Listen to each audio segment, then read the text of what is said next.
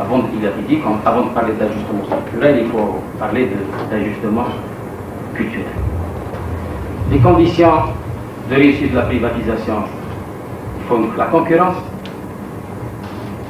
La bourse, du point de vue d'échange, elle est bénéfique. Et troisième, la mise en œuvre de procédés rigoureux pour le contrôle des managers. Pourquoi la bourse? Parce qu'elle permet de jauger la valeur de l'entreprise. Autre chose, c'est que il faut que pour réussir une privatisation, c'est qu'on parle apparemment la gestion des personnes privées serait plus performante que la gestion des personnes publiques. Et là, il y a une polémique qui a de tout temps opposé partisans et adversaires de la privatisation. Et cette politique de privatisation, elle consiste à comparer le degré d'efficacité de deux formes de gestion d'entreprises concurrentielles à un secteur économique.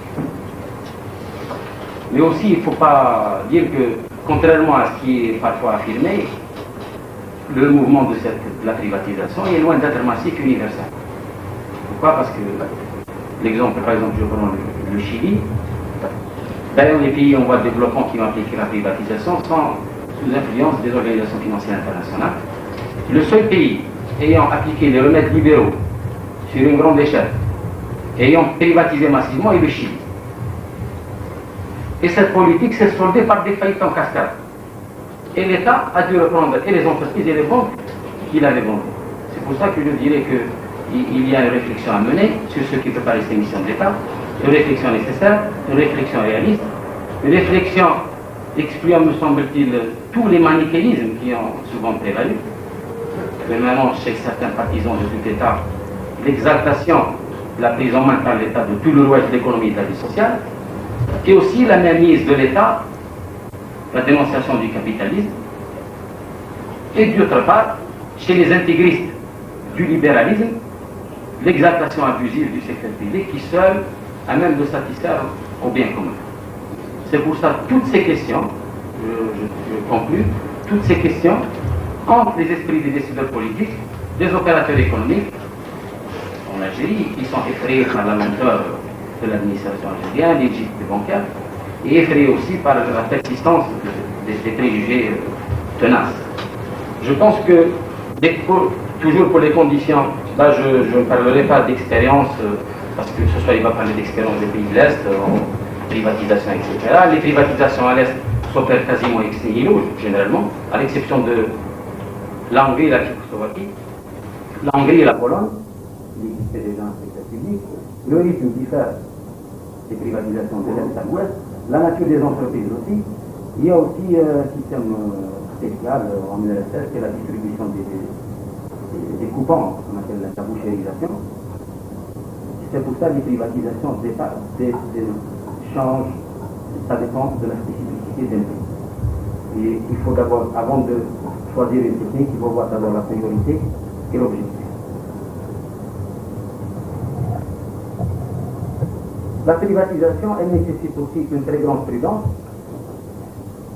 et par conséquent la prise de précaution par un système de garantie juridique permettant d'abord d'éviter le risque de fraude et de corruption, d'éviter qu'un monopole privé, toujours redoutable, ne soit substitué à un monopole public, d'empêcher le contrôle par un groupe étranger, et ça s'existe dans toutes les législations françaises, américaines, et aussi de protéger les plus démunis, et d'adapter les techniques de privatisation aux cas spécifiques de chaque entreprise publique, en cherchant à ne pas appliquer des formules uniformes de privatisation, et d'éviter aussi l'émiettement des actions d'une entreprise publique en un très grand nombre d'actionnaires, ce qui peut être non seulement préjudiciable de son fonctionnement, notamment en fonction de la difficulté de dégager les majorités pour les décisions essentielles, mais aussi dangereux dans l'hypothèse du contrôle ultérieur d'un groupe étranger, ce dernier pour en tirer parti de l'émiettement des actions pour s'imposer.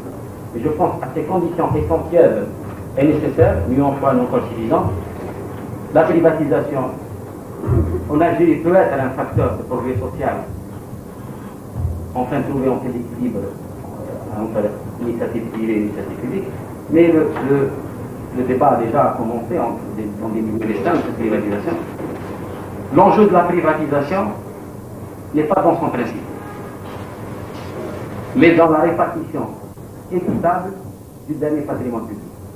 Parce que le vrai problème de la privatisation en Algérie, je pense qu'il est lié à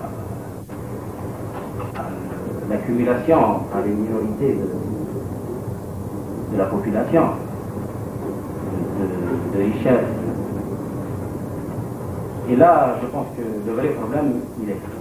Et je vous remercie.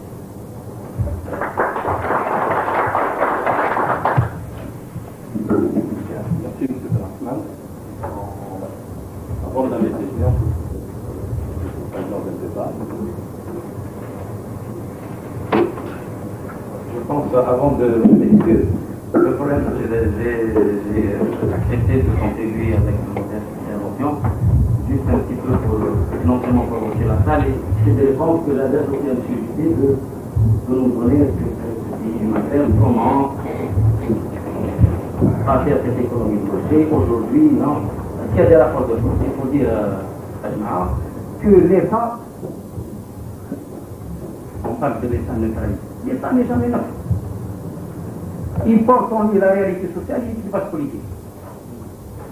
Et je pense que pour réussir le développement, il faut faire une sorte d'osmose entre public et privé. Et pragmatique.